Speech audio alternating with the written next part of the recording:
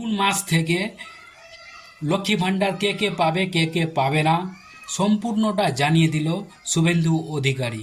এবং কি কি প্রকল্প থাকবে, কি কি প্রকল্প বাদ দেওয়া যাবে, সম্পূর্ণ জানিয়ে দিলেন মুখ্যমন্ত্রী শুভেন্দু অধিকারী। দেখুন এই ভিডিওটি। 30 বছর আগের হতে পারে, 10 বছর আগের হতে পারে, কোনো সামাজিক প্রকল্প আমরা বন্ধ করছি না। আমরা পেপারলেস অফিসও করব। আমরা সমস্ত পোর্টালগুলোকে আপডেটও করব এবং সমস্ত বেনিফিশিয়ারি ডিবিটির মাধ্যমে, যেটা নরেন্দ্র মোদীজির নেতৃত্বে দেশের সরকার করেছে, ডাইরেক্ট বেনিফিট ট্রান্সফারের মাধ্যমে হবে এবং সবটাই স্বচ্ছতার সঙ্গে হবে। আপনার প্রশ্নের উত্তরে আমি পরিষ্কার বলে দিই, যে স্কিমটার কথা আপনি বলেছেন, আমি শুধু ওই স্কিমটা নয়, চালু থাকা কোনো সামাজিক কল্যাণকর কর্মসূচি বন্ধ এই সরকার করছে না, কিন্তু ট্রান্সপারেন্ট স্বচ্ছতার সঙ্গে সেগুলো হবে। কোনো মৃত ব্যক্তি তিনি কোনো সামাজিক প্রকল্পের সুযোগ পেতে পারেন না, আপনিও বলবেন না পাওয়া উচিত নয়।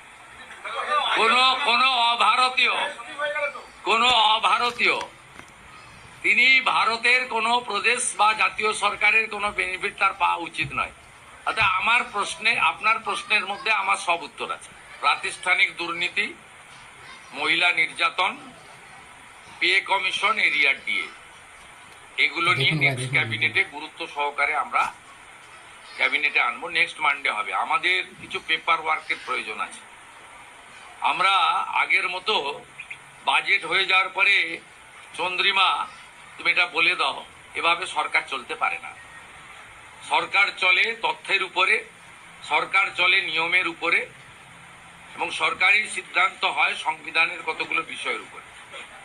তাই এই গভর্নমেন্ট আমিত্বে বিশ্বাস করে না, আমরা নীতিতে চলবে এবং রুলস, অ্যাক্ট, সংবিধান, একে প্রায়োরিটি দিয়েই আমরা কাজ করব।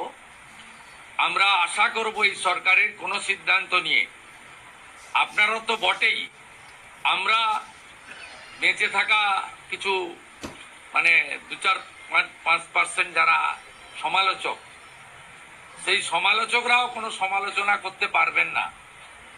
এই রকম সুযোগ এই সরকার দেবে না, ভরসা রাখতে হবে। আমাদের দেশের সুরক্ষার প্রশ্ন, পশ্চিমবঙ্গের সুরক্ষার প্রশ্ন,